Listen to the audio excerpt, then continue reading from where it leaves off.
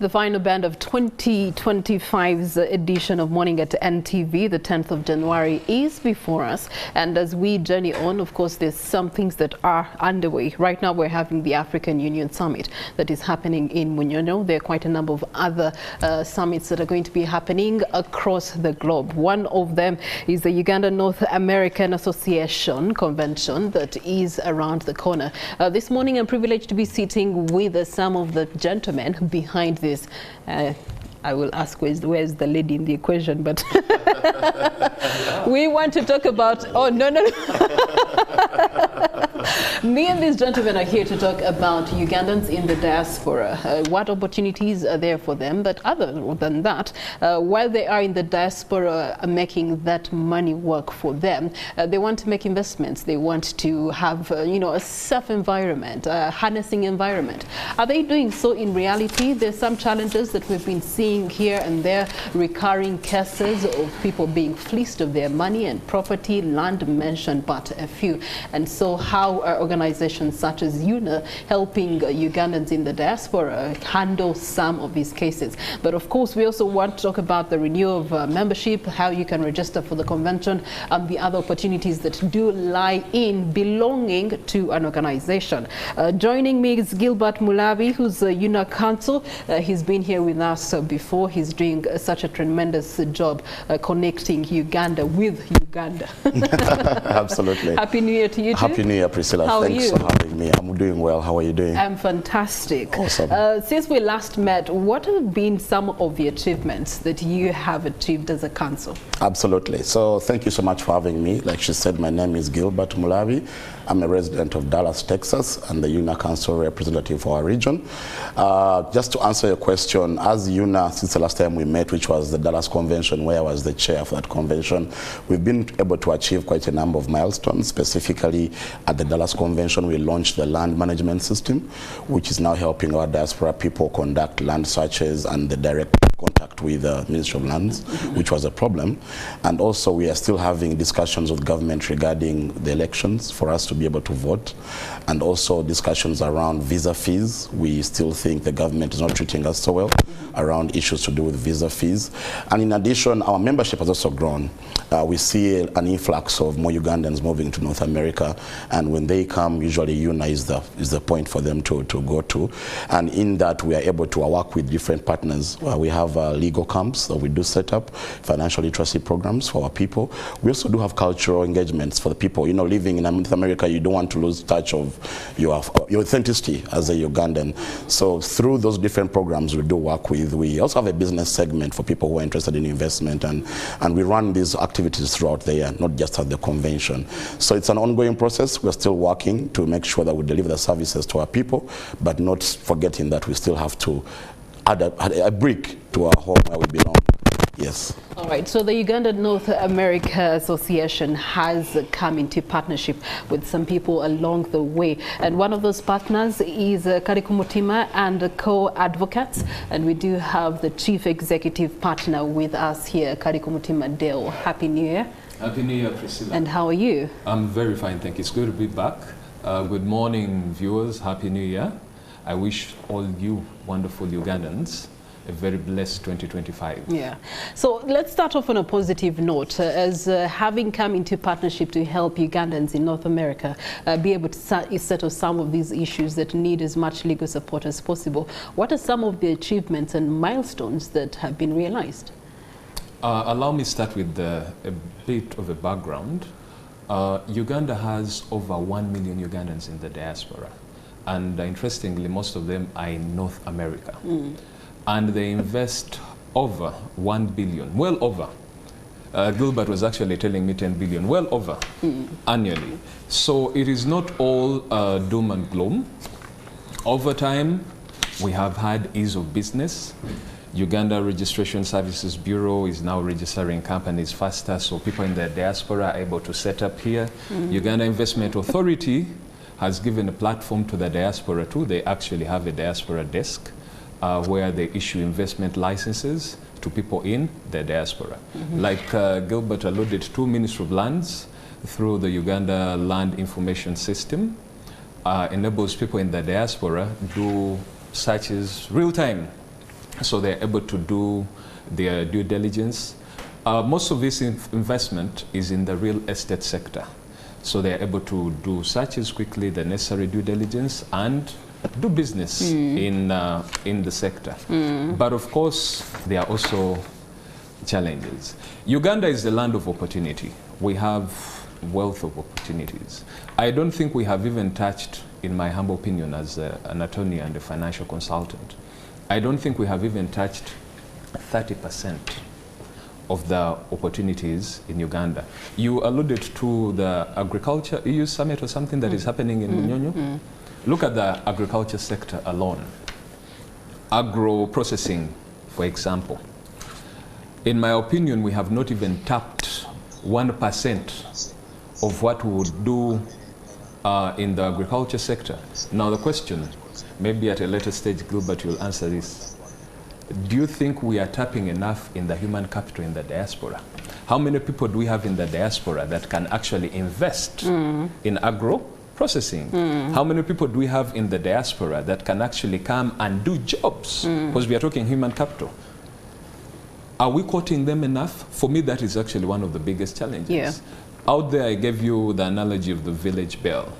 I'll not go on and on, but we are not doing enough. We can surely do better. Do better. Yeah. All right. Some of the things that are being looked at right now is, one of them is property. The other thing that people in the diaspora are always constantly wanting to do is investment back home. But there's been challenges. My own father is always on a plane. When he comes back, he has to sort out a litany of people's problems, from properties that they left here and are being mishandled or swindled, to land grabbing issues that people have to deal with here. But that's just, I know, a tip on the iceberg. What are the other challenges that are being faced by people in the diaspora? Gilbert. The diaspora does face quite a number of challenges away from the land issues. When we come back home, we have safety issues, of course. Many Ugandans don't feel very 100% safe when they come home. We still have issues around the bureaucracy in accessing government services. Like I mentioned earlier, we're used to systems working and working for us too. And when you come home, we have a limited time to engage quite a number of government officers for services. And that kind of does disenfranchise quite a number of Ugandans. That's a challenge still. Access to finance. The prime lending rates for the banks here are way over the roof, which is not their fault. I understand that's how the business works. But it does keep the diaspora away from engaging in the financial services industry here. So I think if we could figure out how best we can make the climate a bit easier and seamless. Like I said, we don't have an opportunity to come for many months. But when we come, we think we do have to do something in the short limited time we have and be able to get the value out of it. Okay. So those are challenges that still we still do face as the diaspora. Maybe Tony can also, he does quite some work for quite a number of Ugandans. If there's anything that you feel that we've left out on that area specifically? Yeah. The Constitution of Uganda allows every Ugandan, whether you are in Uganda or not, to own property. So we are glad that the diaspora does invest in property. Now here is the catch. We have issues of land fraud. Our brothers and sisters come in for a couple of days, run in a quick deal. Before they know it, they have been fleeced. They come in for a couple of days, they have cash in pocket, and their mission is to buy land. Quick, quick, quick. Yeah. So because of land fraud, they are cheated. Then because of gaps or weaknesses in our systems, because redress is also a challenge, we have a lot of case backlog. Land division alone has over 8,000 cases. In backlog. Now you think about suing to recover your money. Are you going to get clogged up? You'll be case 8,001. Exactly. Then you go to police. Now, Yes. there has been, we must give credit where it is due. Afande Magambo, Tom Magambo, the current director, is trying to work with his team, but we have gaps. Yeah. You open up a case today, going through the red tape to trial is a hurdle. So we have many Ugandans out there now who are saying, I cannot invest in Uganda. I can't. Yet we also have, on the other hand, people who have invested here and they're enjoying themselves. There's actually, you can make profit in the real estate sector. Like I said, it's not all doom and gloom. So maybe a word of caution, not every hot deal is a good deal. You're actually going to get burnt. You need to trade carefully. You need to do the necessary due diligence. Stop transacting through your relatives. If you trust them so much, it is okay. Engage professionals. Engage attorneys, engage registered surveyors, registered valuers, registered architects. Emphasis on registered. You have a fallback position. God forbid if Kalikumtima cheats you, we have law counsel. You have a fallback position. So last year alone, we had a lot of back and forth in the real estate sector because of shoddy works done by developers. Gilbert here comes home, buys an apartment, 2 days hot deal, leaves, tenant comes in, it is a total mess. Total mess. But let's also be a little bit more realistic. Some of these developers are people from the diaspora who have realized that their friends don't have time to come here and make these investments. So they'll come and do the investment on behalf of their friends, do the shoddy work, sell it for an arm and a leg of a price, and then there's, you know, there's fraud in that line. So it's really a two-way, it's a double-edged sword. The other double edge in the sword is that you think that because in North America the systems work without with minimal human interaction and red tape, you think that it is the same back home. So you come with the mindset that no, if I give my money to Dell sincerely, he should sort out the things for me, and that has ended up a lot of people getting, you know, losses into their investments. Let's talk about that reality. Yeah, indeed it is a reality. That is now why, from a finance perspective, we encourage all potential investors like my brother here to do an analysis, situation analysis. Assess what is on the ground, understand the market, understand your competition, more importantly and most importantly, understand your customer.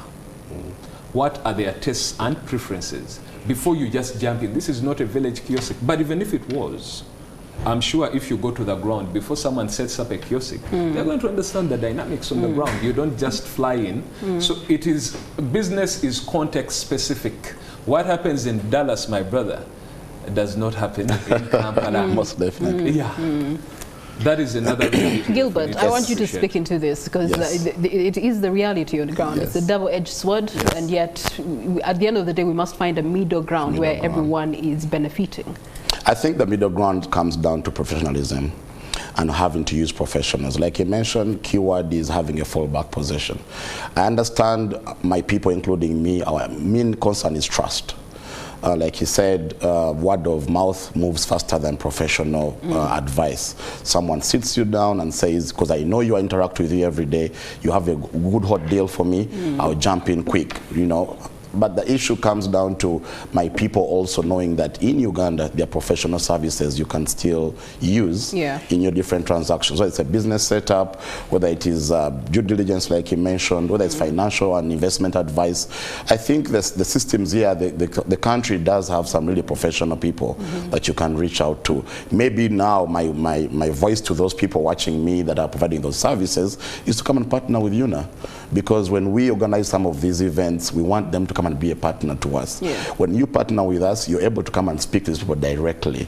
There's someone out there who probably doesn't know you can actually invest in a treasury bill or bond in Uganda and how it's done. But their company is doing it here. So why don't you come and partner with us? We'll give you a platform to help our people because they are willing, they are interested. But like I said, information of word of mouth sometimes can be construed. Okay. Yes. With UNAA, what are some of the achievements that you have actually ticked off the box as far as the association is concerned? We've ticked off quite a number.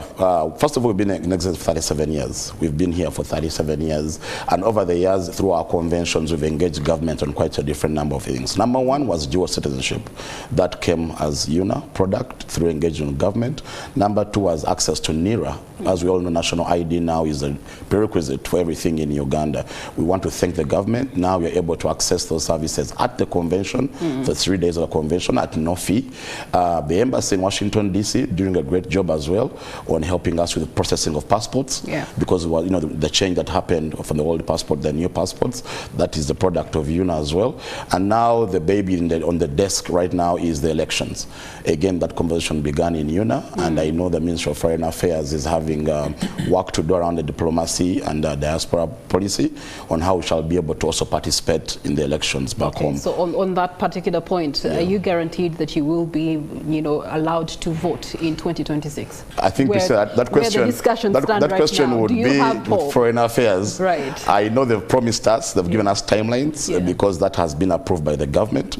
So now the work is the Foreign Affairs desk to come up with a diplomatic policy, which is going to help us because the requirements, we need to know how we're going to do it. Are we going to do mail-in ballots like in the US? Is it going to be online? How are we going to do it? So that job now, if you get a chance to speak with them, and how secure will our votes be?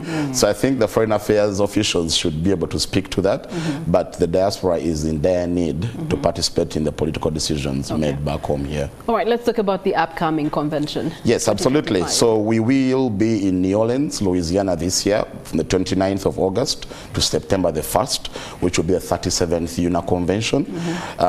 Louisiana, New Orleans is a very cultural, authentic city, so which does fit in our kind of setup as objectives as UNA. So we expect to have not less than 3,000 people. So to the business community out there that has products and services you feel the diaspora can benefit from, please reach out to us. For individual attendees here in Uganda, registration is going for $210. Currently, you go to Postbank or Housing Finance. I'd like to encourage our people, please don't let anybody, a middleman, come and tell you I have a UNA invitation for sale or a visa. For starters, the process is very simple. You can pay online, or you go to Postbank like I mentioned, or you go to Housing Finance Bank and you pay. When you pay, we shall get your receipt sent to us and we shall send you an invitation. That invitation letter is what you're going to use to apply for the visa. Now, people come to us and say, I got an invitation, how do you do the visa? We don't do that for you. We only stop at issuing you an invitation letter and we pray you join us in New Orleans. Now, the middlemen around, I can't stop them from doing their thing, but I just want to encourage my fellow Ugandans that try and get information from the right sources. Our website is active, www.unaonline.org. You can reach out to us and we shall be able to guide you. Business community registration is for $500. That gives you access to a stall for the 3 days of the convention, so you can showcase your business. And then we also have sponsorship packages. If NTV wants to come and showcase and live stream our event, we're more than happy to have a discussion about that. Okay. Yes. All right. So this particular convention, what is the focal point? So the focal point is going to be culture and, of course, investment in diaspora back home. We still have a big need for that, but also we have our upcoming elections. So every 2 years we have a change of guard. So we don't have life leadership. Specify when you say elections. So we have Ugandan elections. So, you mean we have UNA leadership elections, right from the council members all the way to the executives. So we shall be running campaigns along the way, and at that time, the members will choose their leaders that they feel drive the objectives of the organization forward. Okay. Yes. I guess then there's a register. People need to check the information. New members register. Old members verify your information. Yes. Is that process also? That process is going to be underway by Electoral Commission. So for you to be eligible to vote, you must be an active, fully paid member. Membership is $50 at the moment. And the Electoral Commission will put the guidelines out with a deadline on when to register. We shall communicate to our UNA members through email and all our social media information. So by the time the election comes, the voter register will be out prior, and everyone who is eligible to vote will be on that register. Okay. Yeah. You talked about boasting of over 3,000 members. Yes, attendees. Right now. Attendees just at the convention. The membership is more than that. Okay, and membership is standing at anywhere probably 40,000 members. 40,000 yes, members. but not everybody is able to come to the convention. And Dale said there's over 1 million of them, low-hanging fruits somewhere. All right. So how are you attracting Ugandans to actually appreciate that when they belong to an association such as UNA, they are going to be, protected and benefiting in a holistic perspective? Absolutely. So how we encourage them to be a part is the benefits that come with being a member. Number one, if you're Ugandan living in North America, your issues are probably the same for all of us. Okay. Like I mentioned, immigration, employment, unemployment, underemployment, even cultural issues, even just the loneliness is also part of it. Issues around career guidance. So when you come and be a member, all those you find under one roof, than you being on your own and you're unable to access some of this information. Like I said, where we live, your main asset is information, not just giving you a handout, but someone who can put you in the right direction. If you're looking for a job, if you're looking for career guidance, if you're looking to where to live, if you're looking for, if you're a parent and you want your children to connect with your culture, we have all these associations for different tribes that are affiliates of UNAA. Notwithstanding, we also work with local chapters. So the country is so big, UNAA can't encompass the whole country, but we have local chapters in different states. So we encourage Ugandans, if you've just moved, please belong. Whether to the local chapter, and through the local chapter you'll be able to access UNAA. But again, to UNAA, most Ugandans think because I'm Ugandan, by default I'm a member. It's a member-based organization. So for you to enjoy the benefits, please register. $50 a year to enjoy different benefits doesn't hurt that much. Yes. Okay. All right. Dell, as one who has been part of these conventions, there's been those recurring things that you feel must constantly be drummed into the ears of people, Ugandans living in the diaspora, if they are to benefit from organizations such as UNAA. Could you talk to us about some of those? The first is patriotism, or the need, and this is not political. We need to love our country notwithstanding our challenges. This is home. Every time I visit my brother here, I tell him, your food is bad. The weather is bad. So we need to love our country. Some have not joined the association because, oh no, Uganda, it's all doom and gloom, it's all bad. No, it's not. So it starts with love. 2, opportunity. Like I said, we have very many opportunities here. Their focus is there. I've been, it's a hustle. We hustle too, but trust me, he knows what I'm talking about. 3, there is power in numbers. There's a reason why that 1 + 1 is equal to 2. As a block, for example, if UNAA came together and they decided to start special purpose vehicles to invest in Uganda, it's going to benefit them as an organization, as individuals, but also as a country. So we also need to look at the opportunities. We are not. We are concentrating on the negatives only. We also need to benchmark. Out there we're talking about Rwanda and Kenya. Now, unfortunately in Uganda now we don't like comparing so much with other countries. I'm not going to go into politics, but there are certain realities. Look at the diaspora of Rwanda, for example. Look at the diaspora of Kenya. What are they doing? What can we do better? Not copy and paste, but what can we do better? We need for the Ugandan community. Exactly. We need to think outside the box and maybe create our own box as a diaspora. All right. Gilbert, in closing, call to action to the different stakeholders, including the government. Yes, call to action. We want to encourage the government to make it easy for them to listen to us. We are willing to support the government in different projects they have. The Ugandans are willing to come back home here. You mentioned about knowledge transfer and human capital. We have very many skilled Ugandans in the diaspora who have the Ugandan heart, but the challenges they go through with the government is to how to do it. So if the call to action government is to encourage, to make it easy, to work with us, to come and let's all have the common goal. Politics aside, but let's have the goal for the development of Uganda, the social development and economic part of Uganda. The diaspora is willing to work with them. Yes, and call to action to outside government, the business community here, the business community in America. The opportunities are vast. Let's work together. All right.